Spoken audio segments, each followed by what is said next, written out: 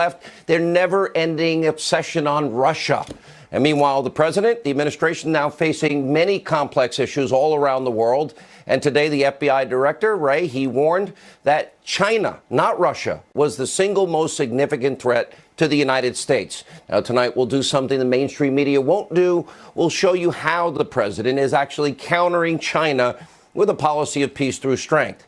Now, we also have tonight a shocking story out of the state of California. The sanctuary city of San Francisco is now allowing illegal immigrants to vote in elections.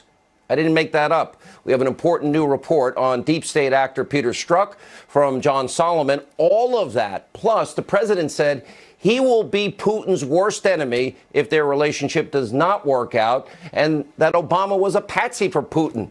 Buckle up. It's time for tonight's breaking news, multi-pronged opening monologue. All right, the Democrats' election playbook is now in full swing. According to the left, if you support Donald Trump or you have conservative opinions, you're no longer a decent human being. Instead, well, according to them, you're xenophobic, Islamophobic, homophobic, racist, sexist, misogynist. You want dirty air, you want dirty water. You definitely want to take grandma and throw her right over the cliff. And by the way, you want children to die.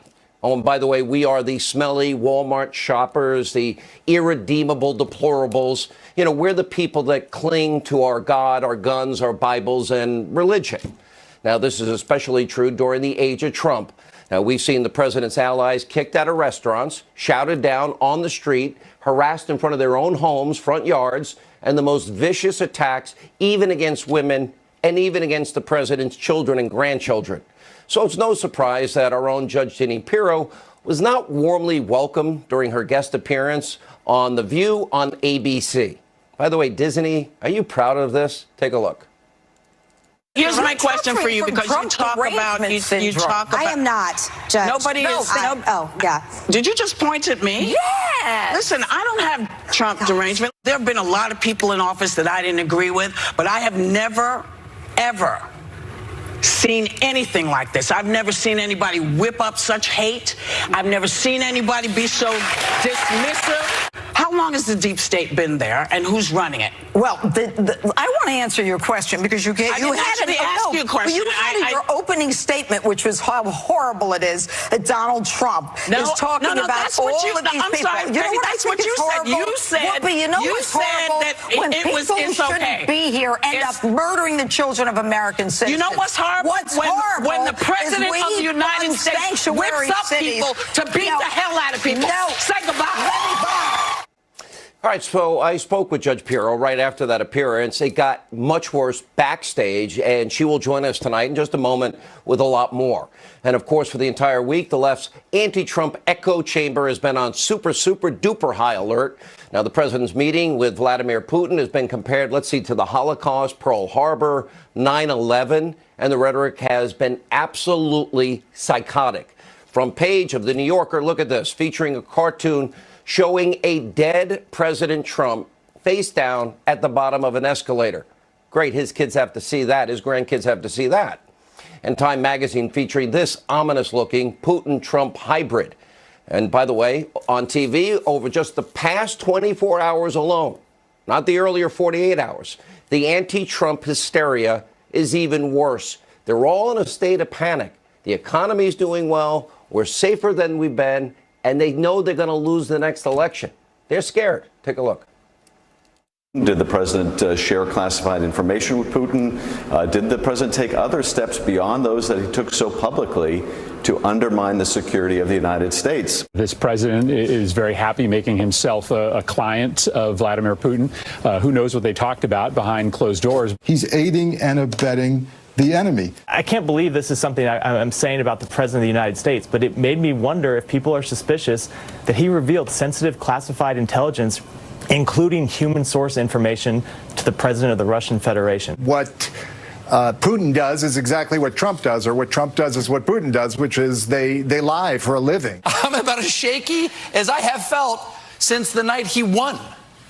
Back then, my biggest fear was we had elected an asset of the Russian government who would sell out America at every opportunity just to save his own hide.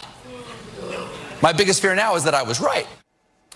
All right, despite what you just saw, President Trump has a long track record countering the malicious actions of Vladimir Putin, something that President Obama did not have. Now, the president armed Ukraine. He increased sanctions on Russia. He increased funding at NATO. He slapped severe financial restrictions on some of Vladimir Putin's closest allies. He authorized a counterattack as Putin was backing soldiers inside of Syria, killing hundreds of Russians. And remember the hostile takeover in Crimea, in Ukraine? Well, Putin's power grab in Syria and all this election meddling you're hearing so much about, it all happened on Obama's watch. He was the president. Just like giving Putin 20% of America's uranium, that was on Obama's watch. So the foundational material for nuclear weapons was given to Putin and Russia, the bad actor, the hostile regime, while Obama was president. Nobody in the media mentioned this all week. Now, you think you'll hear about this if you turn on conspiracy TV, MSNBC, fake news, CNN? I tend to doubt it. So today, President Trump, once again, he reiterated his commitment to countering Putin. He issued a very stern warning. This is what we call peace through strength. Judge for yourself. Take a look. Look at the sanctions I've put on. Look at the diplomats I threw out. Look at all of the things that I've done. Nobody else did what I've done. Obama didn't do it. Obama was a patsy for Russia. He was a total patsy. Look at the statement he made where he thought the mics were turned off, okay? The stupid statement he made. Nobody does a big deal about that. Getting along with President Putin, getting along with Russia is a positive, not a negative. Right. Now, with that being said, if that doesn't work out, I'll be the worst enemy he's ever had. That doesn't work out, he'll be the worst enemy he's ever had. But for the sake of the world, our kids, let's hope it works out. And while the media is obsessing about Russia, Russia, Russia, I'd like to remind these so-called journalists that it's a very big world out there. There's a lot of complex issues in this world, and maybe, just maybe, Russia isn't even our biggest international foe. Now let's listen to what the FBI Director Christopher Wray said yesterday. China, from a counterintelligence perspective, in many ways represents the broadest, most challenging, most significant threat we face as a country. And I say that because for them, it is a whole of state effort. It is economic espionage as well as traditional espionage. It is non-traditional collectors as well as traditional intelligence operatives. It's human sources as well as cyber means. We have economic espionage investigations in every state, all 50 states, that trace back to China. That's right, China, not Russia. All right, someone may want to tell the left in this country that there's more to life than Vladimir Putin. So why isn't the media obsessing about the China threat? Where's the hysteria over Chinese hacking and aggressive military actions in the Pacific, currency manipulation, theft of intellectual property? While the left is spinning out of control over Russia, well, right here on Hannity, we report the full story. President Trump is keenly aware that the geopolitical threat that is posed by all of these bad actors, including China, and has long called them out in a very public way. Take a look. Just remember, we're the bank. We're the bank that everybody wants to steal from and plunder. And it can't be that way anymore. We lost $500 billion last year with China. We are going to end the theft of American intellectual property, crack down on China's trade abuses, and confront countries that cheat. I also had a very candid conversation with President Xi about the need to reduce our staggering trade deficit with China and for our trading relationship to be conducted on a truly fair and equitable basis. We can no longer tolerate unfair trading practices that steal American jobs, wealth, and intellectual property. And as usual, the president's words are backed up with tough action, crippling tariffs, upgrading missile defense systems to China's neighbors, reaffirming America's commitments to Taiwan, and turning the screws on North Korea. We'll have more on the president and the president's geopolitical peace through strength strategy throughout the show tonight. But first, we've got to turn to a very shocking story. It should make your blood boil. You know, the sanctuary city of San Francisco, they're now spitting in the face of every single law-abiding American tonight. City officials are now permitting illegal immigrants, other non-citizens to register to vote in November's election. That's right. You can't make this up. They're allowing this. Barring any future legal action, illegal immigrants will now be among those in San Francisco who get to vote in certain local elections. Now, this is just one more obvious sign that the left in this country, they don't care about the rule of law, our Constitution, about the rights of the many. They don't believe in borders. They have no agenda to improve America. Instead, they want to regain power at all costs. Well, for 2018, it's simple. They want their crumbs back. They want to rescind the tax cuts. They want to impeach Trump, but they're trying to tell everybody not to say it publicly. They want to preserve Obama's legacy, keep your doctor plan and pay less. They want Obamacare to stay. They want to block the president's Supreme Court choices and the confirmation of Justice Kavanaugh. And that's right. You can see it. They want open borders also. They're not proposing one thing that'll solve any problem for any American citizen. It is without a doubt the most important midterm election in our lifetime. The future of this country is at stake. They want to undo the 2016 election.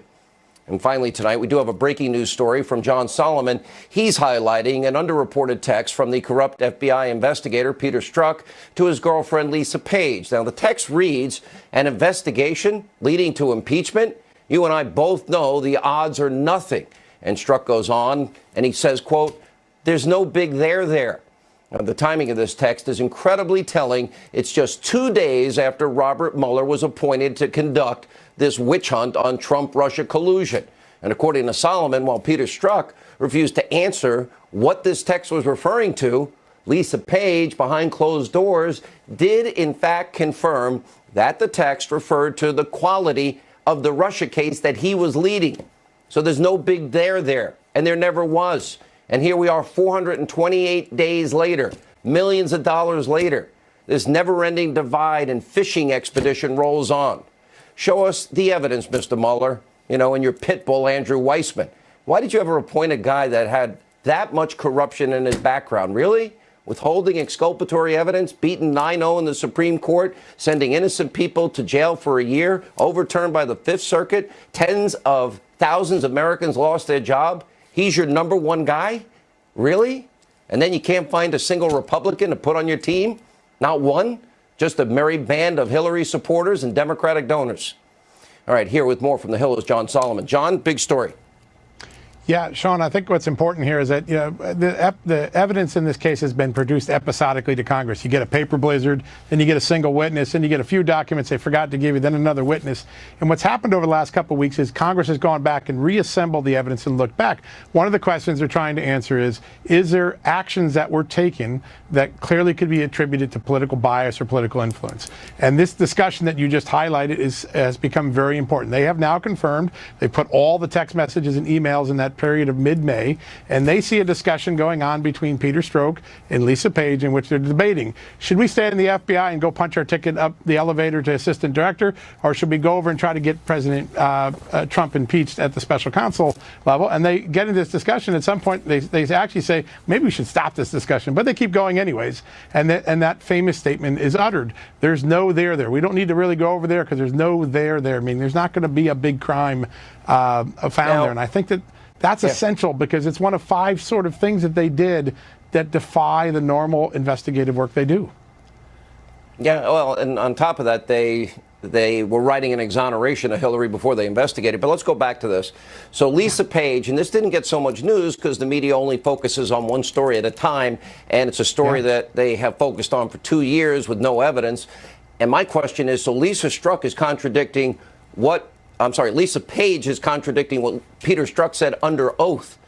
And that would mean he lied under oath if she's telling us that what it seems like it reads was what they meant, which he denied. Yeah, so the most important thing is that Peter Strzok testified he didn't believe any of his political biases affected his actions. She's not contradicting that. She's just giving a factual statement. Yeah, we were talking about Russia there. Yeah, we were talking about special counsel. So you now know for sure that's what they were talking about. I think the most important things going on is let's take a look at the 5 things that we now know they did that defy their training. They accepted circular intelligence. They knew everything was coming from a Hillary Clinton-funded dossier, but it made it look like it was coming from multiple sources. 2 weeks before the election, they had the hurry the F up pressure, remember, trying to force through a warrant on the Trump campaign before the election's over. The day after the election, they make an all call. We need all derogatory reports on the Trump campaign. Let's start collecting them the day after he's elected. And then you get to this point in May where they're about to turn the case over and they're allowing the Justice Department to appoint the special prosecutor, encouraging it. And they kind of know it's flimsy evidence. All of these things suggest that they aren't going by their normal training, their normal behavior as counterintelligence agents. And that's why this question of political bias is going to get answered soon. And to sum it up, they used their power. They tried to steal, in a way, the presidential election by favoring one candidate over another candidate and letting one candidate that should have been indicted go and then turning everything they had, their screws on the other. All right, John Solomon, great reporting into hell. Joining us now, the host of Michelle Malkin Investigates. It's on CRTV. Michelle Malkin, former Secret Service agent, NRA TV contributor Dan Bongino. Let's go over, shall we, Michelle? I love truth and history, and I know you do. Uranium One, that happened under President Obama's watch, right? And that's 20% of America's uranium, the foundational material for nuclear weapons.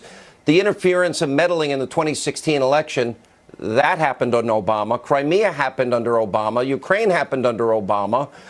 And the Syria red line was crossed also under Obama. How come the media didn't care about any of this? Because they suffer from selective sovereignty syndrome. They only care about foreign meddling and foreign conflicts when there's a president with an R by his name, and especially when that R comes in the word Trump, T-R-U-M-P. And you can go all the way back to the Clinton years and Chinagate and the dangerous national security implications of all of the campaign contributions that were coming in from shady characters all the way back then. And who was it that was sounding the alarm about all of those scandals? Well, it wasn't the New York Slimes and it wasn't the Washington Compost. They were too busy printing all of the condemnations from people blowing the whistle on it and referring to them as xenophobic and racist, which is what you talked about in your monologue. This is the classic left-wing playbook of attacking the messenger. And it's a huge cloud, smoke and mirrors to distract from the fact that these people are absolutely treasonous hypocrites. They can scream treason as loud as they want to, but the facts and the history speak for itself. And the other thing is the president was stronger on Russia the whole time. And I was glad the president went out today and said, no, it was actually Obama that was the patsy for Putin. And I don't think there's anybody in the world that doubts that if Putin wants to get aggressive with Donald Trump as president, it's not going to be the same as when Obama was president. He's not going to take Putin's crap. The idea that people think otherwise, it just shows that there's nothing Trump can do. He could cure cancer, Dan Bongino, at this point, and they still hate him. Sean, he's already been tougher on the Russians. You know, Sean, I know you're tired of this, too. I'm kind of like tired of being tired of it. But Michelle just pointed out so many abominations under the Clinton-Obama regime. I mean, Sean, what about the $500,000 payment from the Russian bank to the Clinton Foundation, the Russian bank that, by the way, was associated with the Kremlin? You know, what about the Bill Clinton trip to Kazakhstan? I mean, they forget all of this stuff that actually happened, and then what Trump actually did, they ignore. Talking about the Nord Stream 2 pipeline, fighting for American natural gas interests over the Russian interests. You think Putin likes that? You know, again, under the Trump administration, wiping out the Russian mercs in Syria. Sean, this stuff actually happened. The media pays no attention because they're pathetic. They're not even the media. They're strictly a propaganda arm for the Democrat Party. Let's stop pretending they're reasonable people. Michelle, weigh in. Yeah, I just want to add something because it is so galling and unconscionable for these media outlets now to fashion themselves the champions of our intelligence agencies. They want you to forget that during the Bush administration, it was 2 New York Times journalists who tipped off Muslim charities, the Global Relief Foundation and the Holy Land Foundation, designated terrorist finance organizations to raids that were about to happen. The U.S. Attorney at the time, Patrick Fitzgerald, condemned those leaks and those publications of that dangerous information because it directly impacted and affected those agents that were executing the raids. These are the same people, the New York Slimes, that blabbed about releasing and revealing the identities of CIA interrogators, including the one who interrogated KSM, again, endangering these intelligence agents and ignoring the entreaties of top officials who were telling them not to do this in the name of national security. They didn't care then, and they don't care now. Last word, Dan. Yeah, and last night, Sean, the New York Times again, to double down on what Michelle said. What did they do? They leaked that there's a source close to Putin that's been feeding them information. Nice job, New York Times, outing probably one of our best intelligence sources to try to put egg on the face of Donald Trump. You goofballs. Nice job. Well done, the you treason idiots. times. Yeah. Treason times. Damn right. Scary times, too. All right, thank you both. When we come back, all right, it's so bad that Trump derangement syndrome is so out of control, Judge Jeanine got thrown off the set of The View earlier today, and what happened after is even worse. She'll tell us all about it straight ahead.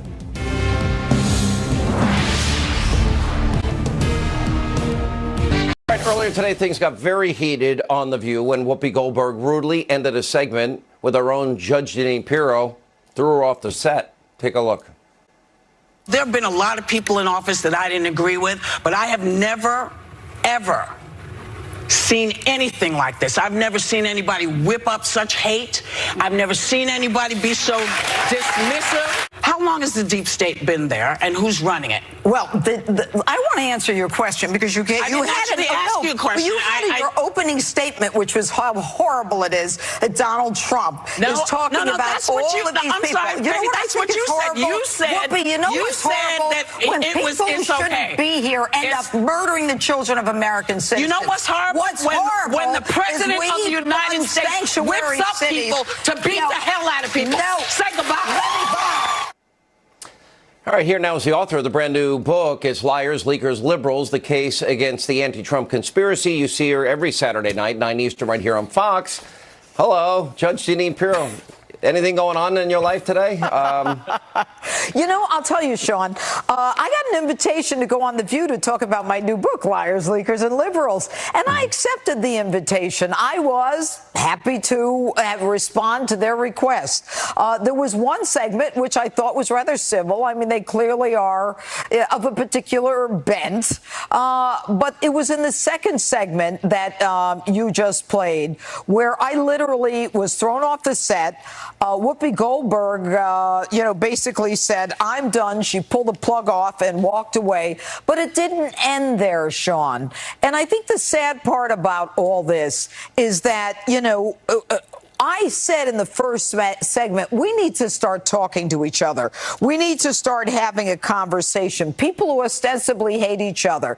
And the irony is that I said that about 2 minutes before she started. And I just felt that today was a microcosm of what is happening in America as the left suffers from this Trump derangement syndrome, shuts the right down, doesn't allow you to talk. She asked me a question and then yells at me, yells about Donald Trump, yells about, and when I try to answer, she continued to yell. But it didn't end there, Sean. What happened was I realized the segment was over. I got up. And I just started, I left the stage going downstairs and I saw her and I had to walk by her and I said, Whoopi, I fought for victims my whole life, something like that. And she started cursing at me. What did she say? Tell everybody what she said without saying it. She said, blank you. F you. F you. And I said, Whoopi, did you just say F you? I mean, she was right here. And then she said, get the F out of this building. And she yelled at me again, get the F out of this building. And I felt like I was less than dirt. I couldn't believe that I went there to have a conversation. I got thrown off the set, thrown out of the building. And as I walked away, she's yelling at me, get the F out of this building. Sean, it's sad. What these people have turned into is sad. What is happening? Well, what's happening is they can't handle that they lost. They can't seem to handle that the world's changed. The worst part, I think, for those on the left is that the president's success is causing them to go even more insane. Because remember, there was supposed to be this big blue tidal wave, but the economy is setting record numbers. I can't wait till the end of next week. I think we get second quarter GDP. Estimates are it's going to be pretty good, maybe even as high as 4%. Right. Which, you know, Barack Obama never had in 8 years of his presidency. 13 million more Americans on food stamps, 8 million more in poverty. Yeah. And the president's getting results. But there's no doubt it's a divided country. I've known Whoopi for years. I've watched the show. Frankly, it's become unwatchable. The ratings are way, way down from what it used to be. And the fact that they can't have a civil conversation with you is part of the reason. Well, you know, Sean, I have co-hosted that show in the past. And during the break between the first and second segment, I looked over at Whoopi and I said, how are you? I haven't seen you in a while. And I said, you know, are you still doing something that we used to do together? And she said no. And then I turned to Anna Navarro from CNN. No one told me someone from CNN was going to be a host, which I thought was kind of fascinating. I hope you said fake news. And, you know, I tried a conversation to have and all of a sudden, when we came back into the second block, it was all hell broke loose. And I have to tell you, Sean, we deserve better. We deserve better than to be berated because we may support the president. Judge, look at what happened to Pam Bondi, Secretary Nielsen, Sarah Sanders. Yep. Look at the covers that I just showed our audience in my opening monologue tonight. Severed heads, dead presidents at the end of escalators now. The left is unhinged. They don't have a plan to offer the American people. All they have is innuendo, name calling, the typical playbook, racist, sexist, homophobic, xenophobic. They don't have any agenda to improve the lives of people. But it's not a good time to be a Democrat. The scary part is people are going to think this is normal. You know, I wasn't just in a restaurant. I was invited to go there and speak. This is where people start to copy what other people are doing. And what Americans It's getting dangerous out there. Yeah. It's getting dangerous for a lot of people. Everybody needs to take a deep breath. And you know what? There's an election coming up. Focus on the next election. Right. And Focus on your candidate and maybe I don't even want, don't change. Just keep being as dumb as they are. That'll be perfect. All right, Judge, I'm sorry you went through that. Thanks for sharing it. You didn't deserve it. By the way, the book, Liars, Leakers, and Liberals is out in bookstores. Anyway, when we come back, President Trump loving that Joe Biden, crazy Uncle Joe, might run against him in 2020. I happen to be all for it. We got Jesse Waters and Jessica Tarlov. Who will win tonight's It's Your World? Straight ahead.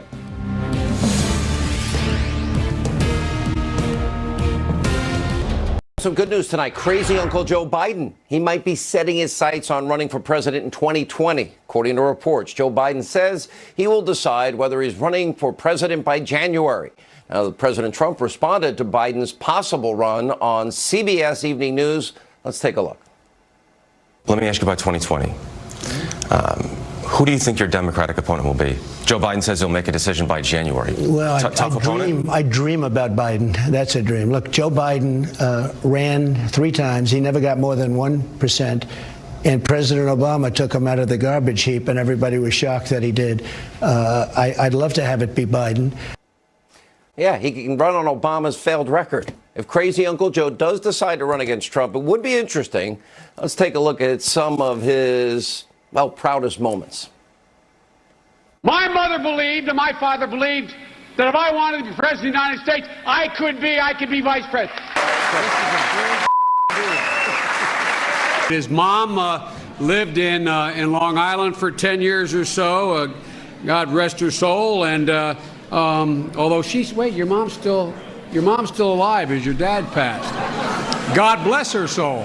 Chuck Graham, state senator's here. Chuck, stand up, Chuck. Let him see you. Oh, God love you. What am I talking about? A man who will be the next president of the United States, Barack America. In Delaware, the largest growth in population is Indian Americans moving from India. You cannot go to a 7-Eleven or a Dunkin' Donuts unless you have a slight Indian accent. I'm not joking. What kind of a chance would a northeastern liberal like Joe Biden stand in the South? Better than anybody else. And you don't know my state. My state was a slave state. My state is a border state. My state is the 8th largest black population in the country. You got the first sort of mainstream African American who is articulate and bright and clean and a nice looking guy. I mean, that's a storybook. They're going to put you all back in chains. First mainstream African American that's clean, articulate. My state's a slave state. Oh, you can't go to a 7-Eleven or a Dunkin' Donuts unless you have a slight Indian accent. Here's the reaction. The co-host of The Five. He's got 2 shows. The host of Waters World, Jesse Waters, Fox News contributor Jessica Tarlov. Okay, Jessica. Okay. Imagine any Republican said those really dumb things. What would your side, or how would your side react? The same way that we did when Donald Trump said things like that, and he ended up getting elected. We're talking about so Donald I guess Trump. Joe Biden will be just fine. Joe, crazy Uncle Joe. Yeah, crazy. Yeah, I've heard that. I mean, frankly, some of those gaffes aren't terrible at all. They're just misspeaking. He's been in politics 30, 40 years now. There's obviously going to be things on tape that would be embarrassing, as it were, but I don't think that has any bearing on what how he would do in 2020 running against a Donald Trump. We could run reels for hours and hours of President Trump. He can run on his record. By the way, Jesse, the record speaks for itself. Let's see, 13 million more Americans on food stamps, lowest labor participation rate since the 70s. You have 8 million more Americans in poverty after 8 years, the worst recovery since the 40s, lowest home ownership in 51 years. Now we'll compare that to the Trump economy, and how's that going to work out? I mean, Donald Trump has a better record, he has a better economy, and he has better hair than Joe Biden. I mean, Joe Biden actually has great hair. I'm not so sure. Joe Biden's a gaffe machine. He's got no base. He's got no money. He's got no crowd size. And he's a straight white male, which is a little too much privilege for the Democratic Party. I don't know if they're going to be able to handle that. Plus, the guy's a little creepy. Ever see those videos where he's doing the massages and the whispering with the young women? A lot of those are doctored. The minute Donald Trump retweets that video, game over. Creepy Uncle Joe, good night. So I don't think he stands a chance. All right, I'm going to start a new quiz section of the Jessica segment, all right? Now, put your hand up if you know the answer. Okay. Uranium One happened under which administration? Was it Obama or Trump? Jesse. Obama. Okay, what about the Russian? What about the Russia? The Russia meddling and interference, did that happen under Trump or Obama? Barack Obama. I feel like you guys are playing a game by yourselves. What about Crimea and the Ukraine? Hang on, Crimea. We're playing a game. Crimea and Ukraine. Trump or Obama? Hate to do it, Barack Obama. Oh, what about the reset button? They handed the little button over through Hillary to Russia. When did that happen? Crooked Hillary under Barack Obama. And what about who said to Dmitry Medvedev, something wrong, Jessica? Who said to Dmitry Medvedev, who said, I'll have a little more flexibility after elections? Tell Vladimir. I think that was Barack Hussein Obama himself. Oh, it's nice you threw in the middle name there. I just wanted to be thorough. Who's been tougher on Russia, Obama or Trump? Oh, wait, you have to say the other name. Donald J. Trump. Donald J. Trump. Jessica, I'm just trying to understand your side's freak out. Help us out. Because all this happened under Obama's watch. Oh, I mean, our freak out. Jesse gets an A+ for getting every answer right. That is totally stunning to me. Thank you. I deserve it. Yes. And because I won last time, I know you really needed that for your ego here. Yeah, I got sick of winning. First of all, but the meddling happened under Obama. The meddling happened did with happen John under Brennan. Obama, and Democrats have been critical of how the Obama administration handled that. But the president of the United States of America today, Donald J. Trump, as you like to call him, stood up there next to Vladimir Putin and said that he didn't meddle in the election, which everyone knows that he did. No, I actually played on the air last night. You got to pay close attention to the show because, whoa, I played at least 7 separate instances where he said Russia did meddle in the elections. He said it over and over and over and over again. Yeah. And so it's not something that he had not said previously many times before. Okay, so it was the 7 times he received the classified information even before his inauguration day that the Russians had meddled in the election. For all 7 times that he had said that, and they were pretty waffly anyway, he said it, right, hundreds of times that they didn't. He says it's a witch hunt. It's not a witch hunt. Also, you have, why are you laughing, Jesse? You got to say like Barack Obama, I'm just laughing because you guys are so tough on Russia. Russia ran wild under Barack Hussein Obama. You guys did nothing until little Hillary got embarrassed with some emails that came out about Chelsea and her wedding. Please, you guys are not tough. You think global warming is more of a threat than terrorism. You're afraid to pour water on terrorists' heads. You guys have done nothing on Russia, and now you complain because it's an excuse for losing the election. You know what really cost her the election? She fainted. She was a terrible candidate. She didn't go to Wisconsin, and she called half the country deplorable. I think that had a little bit more to do with losing.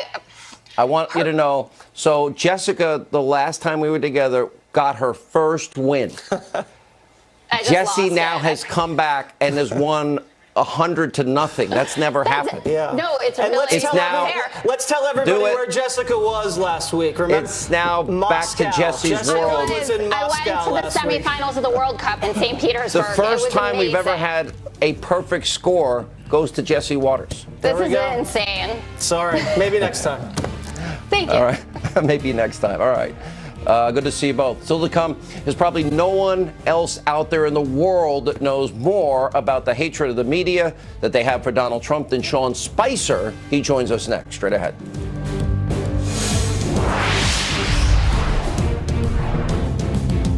And that they're not interested in journalism. All they seem to care about is destroying Trump, delegitimizing his presidency, and going after, as we saw with Judge Jeanine, anybody that likes the president. Watch this.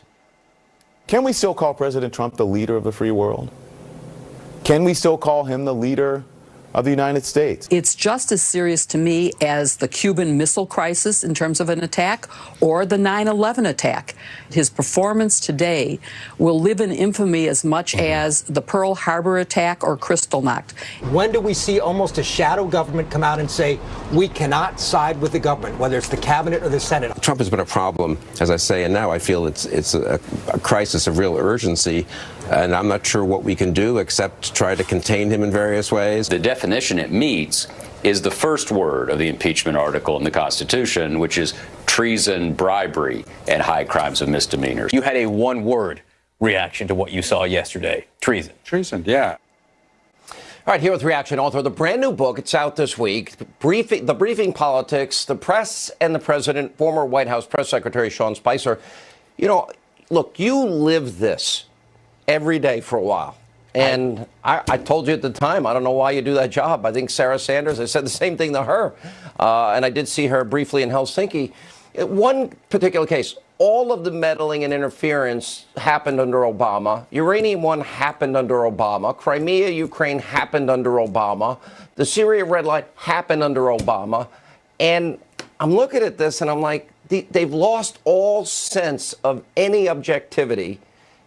What do you think it is? Well, I think clearly they have a problem. They thought that Hillary Clinton was going to win the election. They were wrong. And now they will refuse to give President Trump the credit he deserves in each of the areas, whether it's the economic policy, foreign policy, or what have you. No matter how good the president does, no matter how he reshapes the judiciary, deregulates the regulatory state, it's never good enough. There's always a problem. I talk about this extensively in the book, how we face that headwind on every single issue, no matter what we did. And it started throughout the campaign, and it started on day one. It was literally the press trying to delegitimize the president, to find a way to go into that Oval Office and say, well, there's something wrong. They falsely accused the president of taking the bust out of the Oval Office of Martin Luther King. I mean, and that's throughout my entire book. Part of the reason that I wanted to write this book, Sean, was to make people understand the headwinds that we faced every day in terms of this administration and this president. You know, you've had a very interesting life and background in your family. Actually, you grew up in Rhode Island, which surprised me, right? Well, I think I did. It was interesting.